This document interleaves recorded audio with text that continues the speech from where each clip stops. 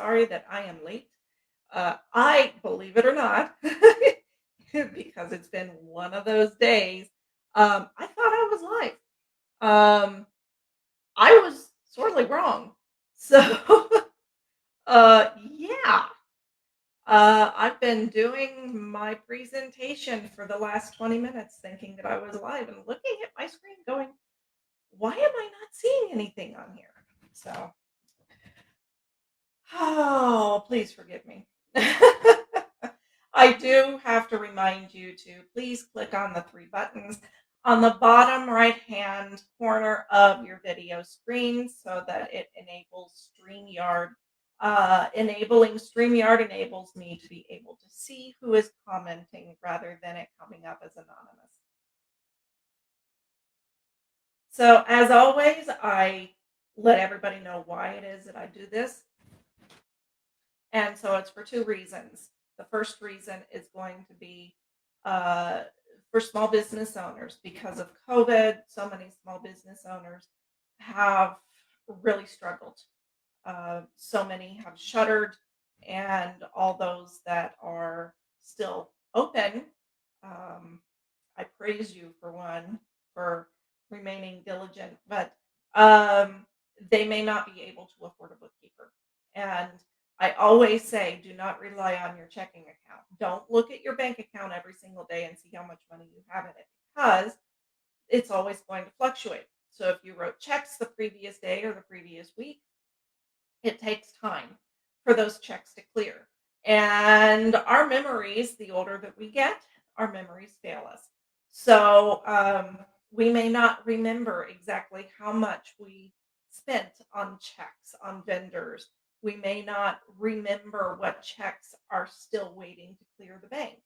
And so I don't want to see you in the position where you are making any sort of purchases for your company, whether it's if you own a restaurant, so you're going out and you're buying food and you think you've got a little extra money, you might be able to splurge a little bit. Um, Whatever the case is, I don't want you to be in the predicament where you've spent that money and then a day or two later you're in the negative. So, um, and checks are bouncing. So that is the reason why I'm doing this. I want you to know how to read your financials. We are only going over management purposes and the basics, the very, very basics. So it's not necessarily teaching you how to do it, but it's teaching you what it is and where you can find it. And in some cases, we're going through a little bit of instruction. So I do ask that if any of you wish to do your own bookkeeping and you have questions and you've been watching the videos, I would recommend that you get in contact with me and say, hey, I am trying to figure out how to do my books. I've been watching your videos. Can you help me? I will do my best. So I'll do everything that I can to help you. The other reason why I do this is because I work with brand new bookkeepers and new-ish bookkeepers. Brand new bookkeepers, many of them have learned how to do bookkeeping through online programs. And unfortunately, many of those online programs have, um, well, they don't make good on their promises. Many of them don't. I would hope that some of them do. And so I'm here helping them helping to build their confidence and their knowledge and give them a little bit of experience, hopefully.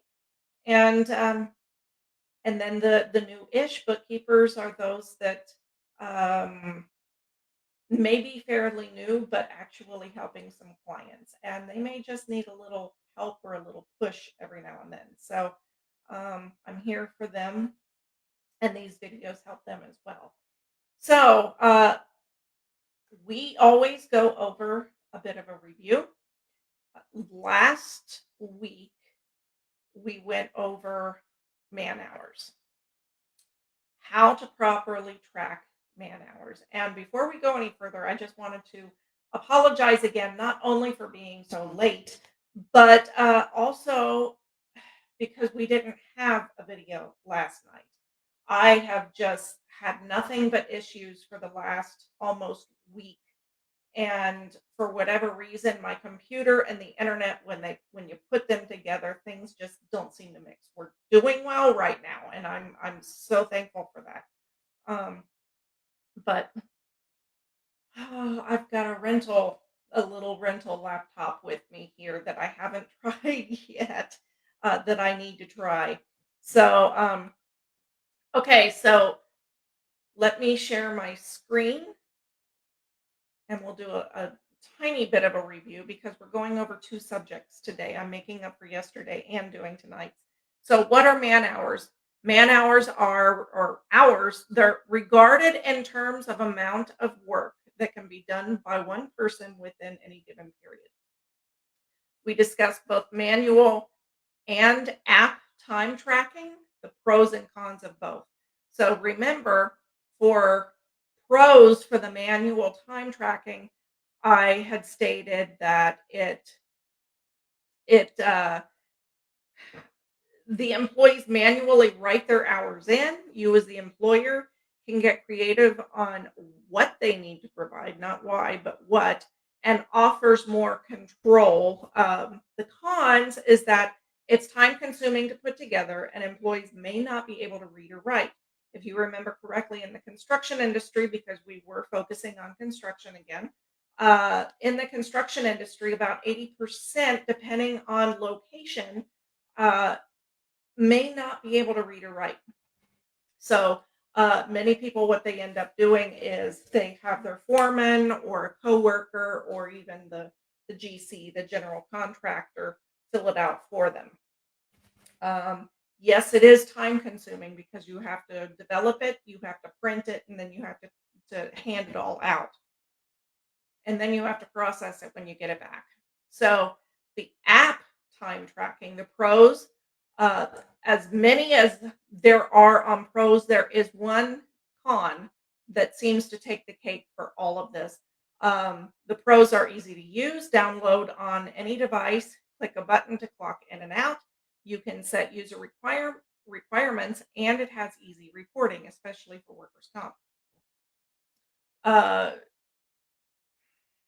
Not only can they click a button just to click in and out or clock in and out, but they are also able to switch jobs with just one click of a button. The cons are it can be a bit pricey because it is per employee, but the big one is it lacks accountability. That's the big one. Again, what I had said last week is that when it comes to accountability, that is the number one thing from experience. So, um, what that means is although you can set user requirements, you cannot set it so that they are required to clock in after a certain time. And it's not going to let you know if they're clocked in but not working. So it it's basically an app that is used based off of trust. And if you have employees that have already proven that you cannot trust them, then the app is probably not the best thing for you. Um, what should accompany time cards? Job forms. Job forms are forms that need to be filled out each day for each job. They detail what every employee has done throughout the day and provides the amount of time it took for every employee to complete all the tasks. Why should this be required? Two reasons.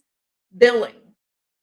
Each employee must detail what they've done for each job so it makes it easy for you or your office manager to bill the client and give great detail. And of course, workers' compensation reporting. It gives you better control when reporting payroll to workers' compensation as you know what they did each day. And then I shared with you a sample job form that I created on the fly last week from memory. And remember, all it is you write down the employee name and the date worked, the job name. And yes, they need to fill out one of these for every single job they worked at, every job site. This section here is if the foreman is filling it out for all of his employees. We've got our equipment section here. And obviously, you can change this however you need it. You need it to work for you. If the employee worked so much time on an excavator, bulldozer, jackhammer, dump truck, whatever, then they would write their time in here. And remember, for workers' comp purposes, every single time they change equipment, the job code changes. Down here, you could have other hours. So you could have decking, concrete work, masonry, tile work, things like that, and they would have to do the same, list their hours, the total hours that they worked in there. Excuse me. And then, of course, the description of work.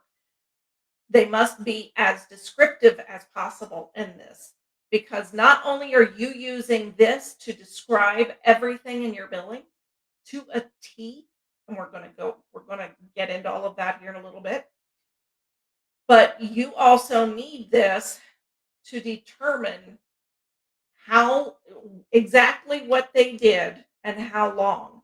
So let's say that they put 2 hours on the excavator, but in the detail, they actually put worked 3 hours on the excavator. Then that's when you need to contact the foreman and say, okay, I've got a little bit of this, I've got a discrepancy here, and I need to find out from you what happened. And then, of course, the employee needs to sign it.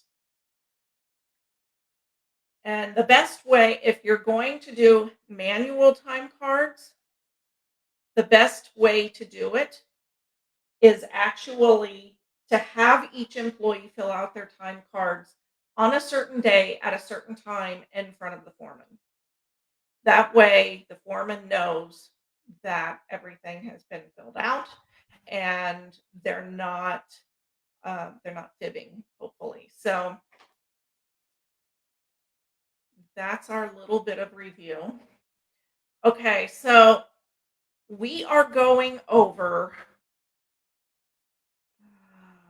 Where did? There it is. We are going over two things today, since I didn't have a lesson yesterday. So last night's episode was supposed to be on jobs for QuickBooks Desktop versus projects in QuickBooks Online. And tonight's is how to properly detail your billing. And so I'm going to show you projects versus jobs.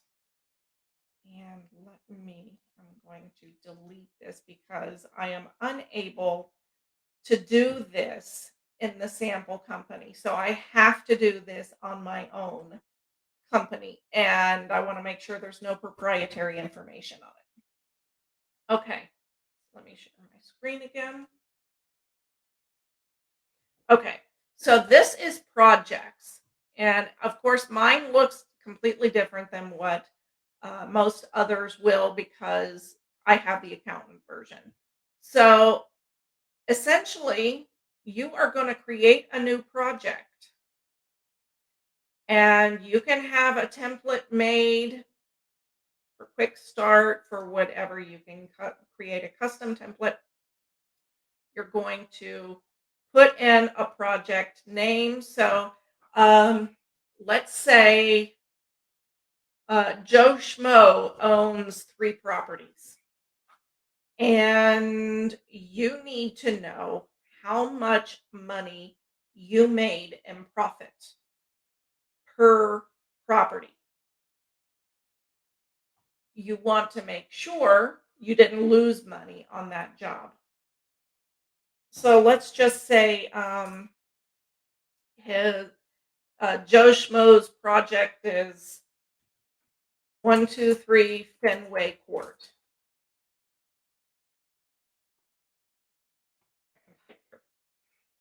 Um, we're going to put this under test client.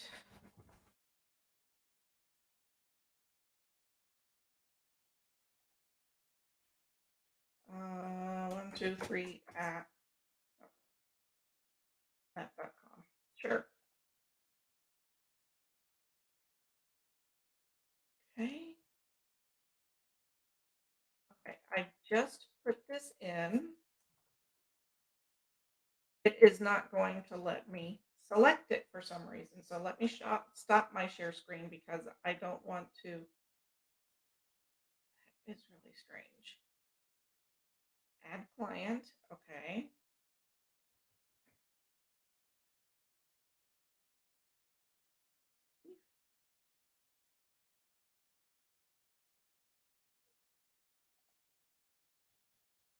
Huh.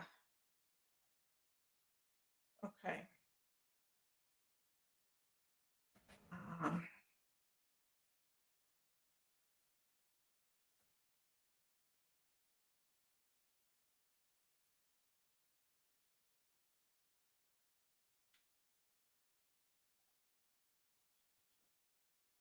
for some reason, it is not allowing me. So let me go to the clients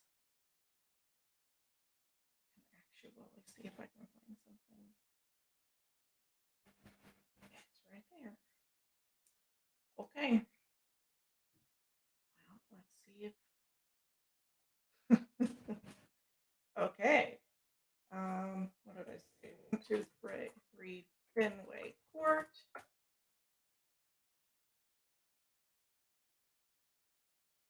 Yeah, it's not letting me find. Okay. For whatever reason, it is not allowing me to select the client. And of course, if I click on the down arrow, I'm showing you all of my clients. So I can't do that. For whatever reason, it's allowed me to create 3 different test clients, but it won't let me select any one of them. You would select your due date here. So let's say your estimate that you gave actually shows that you're estimating the job to be done in 60 days. So you would put that date down here and any details. So you might want to say that the uh, you're remodeling a bedroom. So maybe you put that in the details. And then here in task, you can actually create a task name. So, for instance, I actually have software called Financial Sense. I'm sure that some of you have heard of Asana. It's very similar to Asana, whereas you can create clients and you can create tasks underneath each of those clients. When I create a task, or a project, when I click on that project in this software, I can then create tasks underneath. And so what happens is every time I am working with a client, all I have to do is click on that project. And of course, I've got a little button that says um, start time for time tracking. And every time I finish a task, I can check that off. And so it gives a really good picture of how far along the project I am. And that's exactly what this is. Exactly. Uh, I just wish that I could show it to you and how it works. Let's not save it, but I will click on this. So obviously, after doing a test client, which it allowed me to use the last time, it would come up here. So any invoices that I send out to them, as well as payments, the expenses, of course, every single time any materials are purchased for that job, then I can track that expense just by putting in the project name. Same for bills and payroll hours. So I can actually, and here I can actually create a single time activity or a weekly timesheet. And in that, I can choose the customer, I can choose the project, I can give it the hourly rate, the amount of hours, what the actual item that I want billed for that. So for me, it's just going to be bookkeeping, but for a construction owner, it could be masonry, could be the tile work, it could be decking, it could be roofing if they're roofers. Um, and then, of course, there is the detail. So when I click save, it actually saves it under all of the customers or under that customer name. Excuse me. And I can bill on that. And so when I'm doing that and I'm billing specifically off of that project, it's then going to show everything here and it's going to show me how much money I made, how much money it's cost me, and what my profit or loss is on this particular job, on this project. Now, if I let me stop the share. I am going to show you QuickBooks Desktop, and I am warning you, it is completely different. Completely. So this is QuickBooks Desktop, and again, this is actually in my home finances. So thankfully, I don't have hardly anyone under the customer information. So here you've got customers and jobs. Jobs is exactly like projects. Exactly. It's just called differently and it's done slightly differently. And there you actually have to create your project in a completely separate screen. There is so much more detail that you need to put in there as far as tasks and all of that. Tasks you don't have in here. So what you would do, let's just go off of this test right here. So we've got the customer test. Now what you're going to do is new customer and job, you're going to add a job and then you put in your job name, all of their information, which normally it's going to be the parent account is what's going to come up here. So the job name would be like the property address, the street address. You can change the payment settings here if you accept credit cards, how you wish to send out invoices and estimates, whether it's by email or mail. The problem with this is that if you have email selected, which this is default, then what's going to happen is every single time you create an invoice or estimate, it's going to try to email it. And then it's going to give you an error message if there's no email address. You've got additional info, which you can add any that you want. If you've got construction versus engineering, or you've got construction, plumbing, roofing, and electrical. Um, this would actually be for customer type. So, for instance, how did they become your customer? Did you put an ad in Craigslist? Did you have your website up and they found you on there? Did they Google you? Was it on Yelp? So that's helpful if you're trying to figure out how much you're spending in advertising uh, for that particular vendor. And you can actually pull it up like that in the reports, and then you can add as many reps as you need. And then job info, you're going to have all of this. A job description, which I never put anything in there for that. This would be where you would put like roofing, tile, or better yet, roofing, plumbing, electrical, things like that. your job status, whether it's open, closed, pending, whatever, a start date, projected end date, and an end date.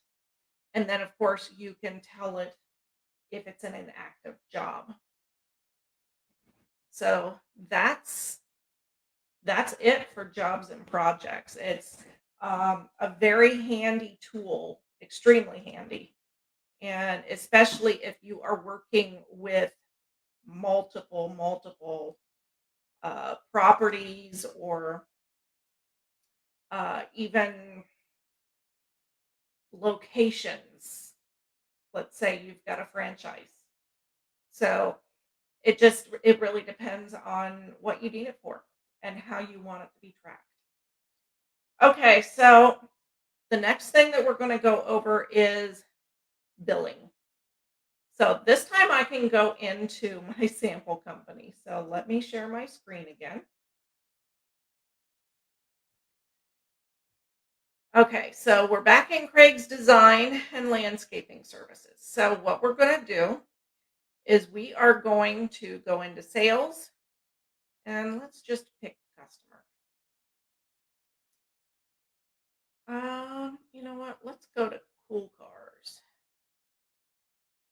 And then we're going to come up here and create an invoice.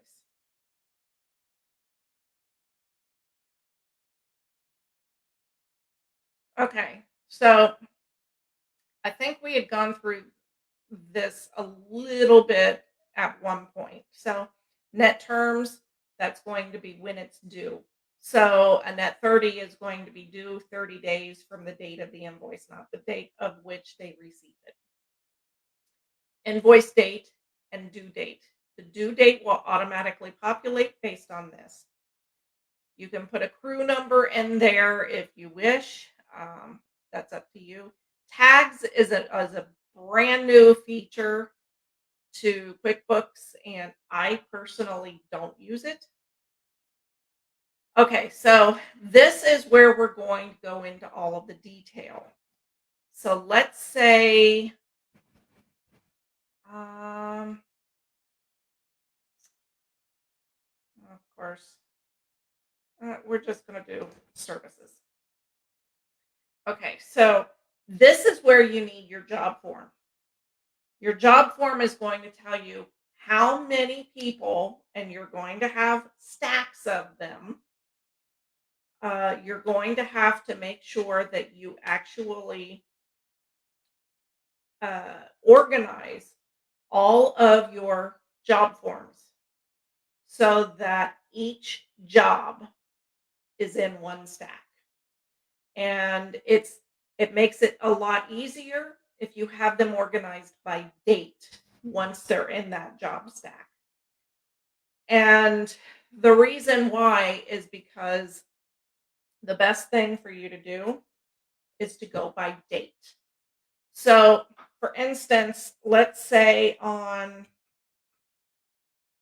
1/2,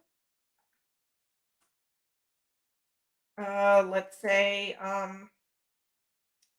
we're going to do time and materials.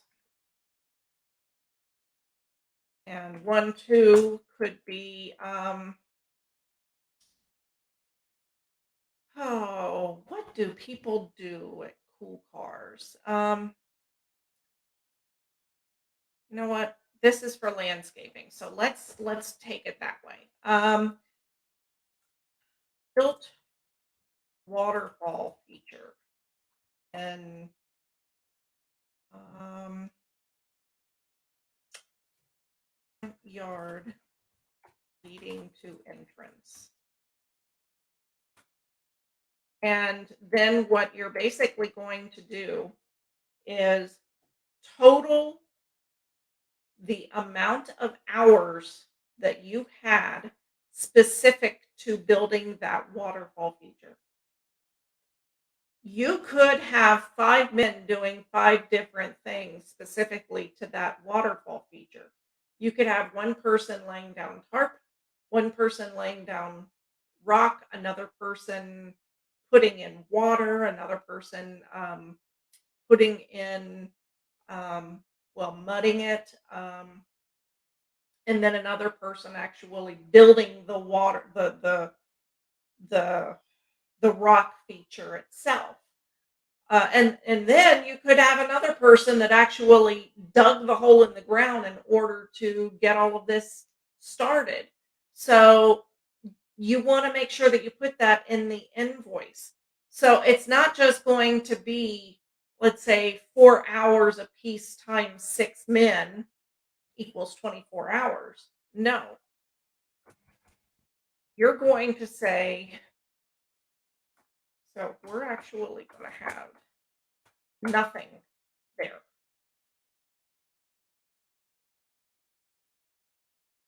And here, we're going to have um,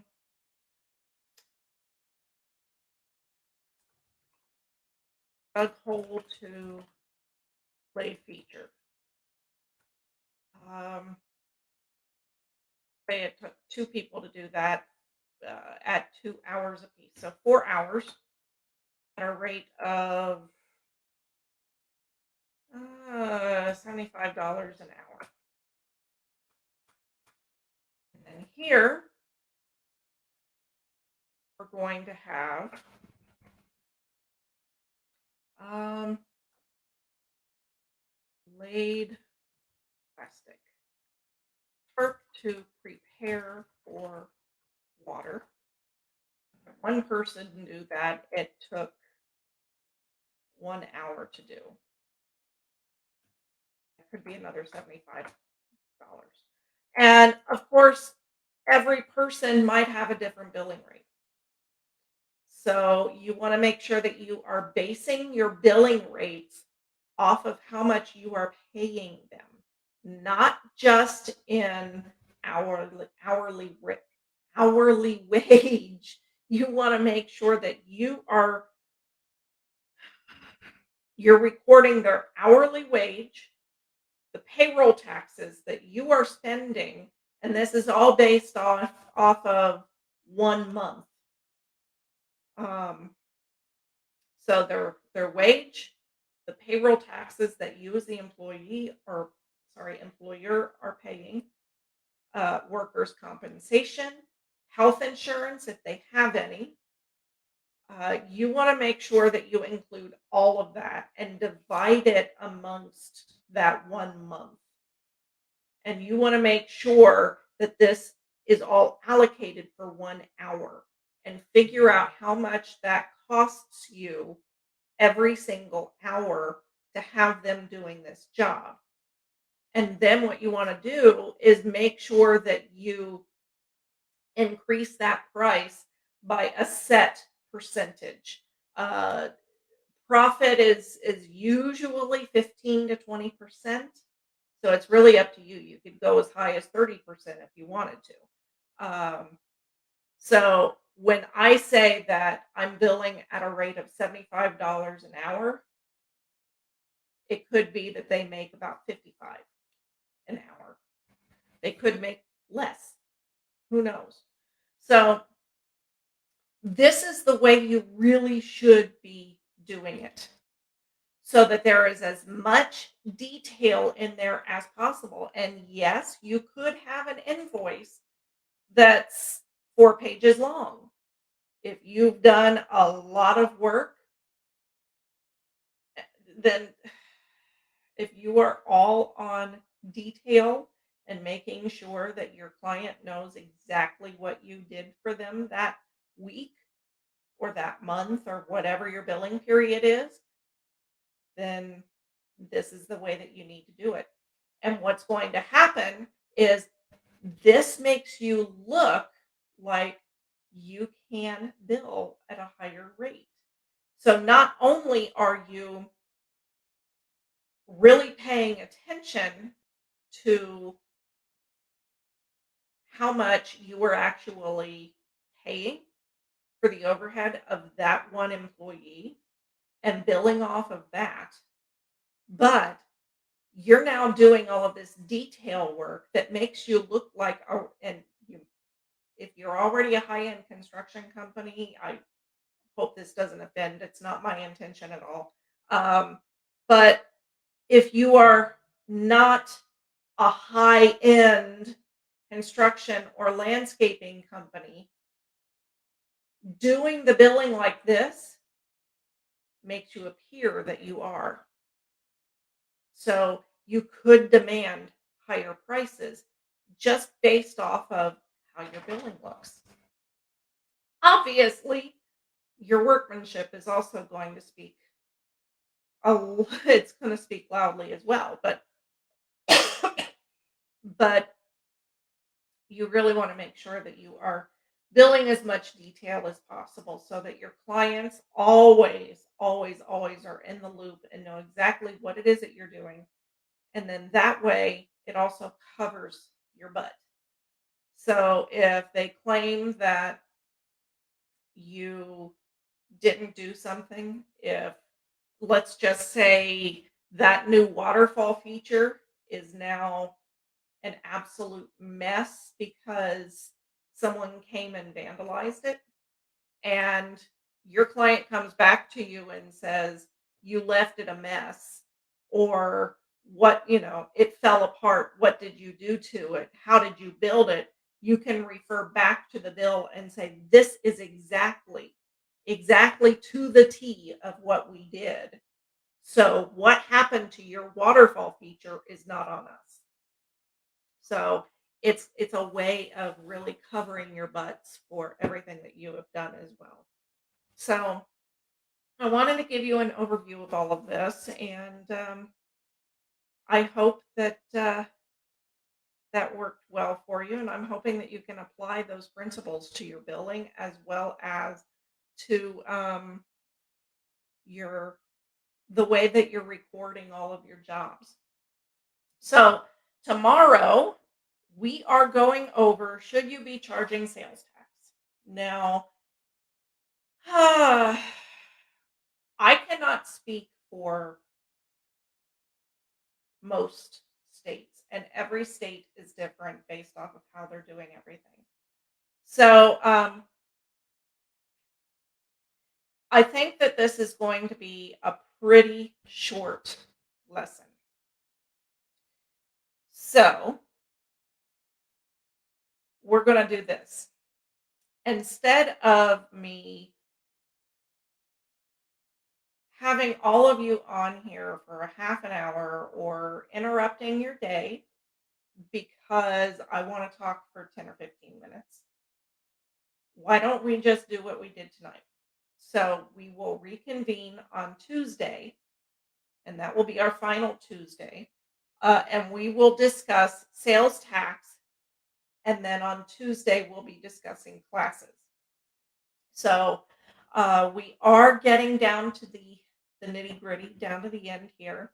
And not much more. We've got 1 week left. So yeah, let's go ahead and do that. We will reconvene next Tuesday and we will discuss both things because I can imagine that both of those subjects will take about the half hour. Um, so tune in next Tuesday at 7 p.m. Central Standard Time. I hope all of you have a wonderful evening and a wonderful weekend. And again, I do apologize for being so late and for holding you up until 8 o'clock. Have a great evening.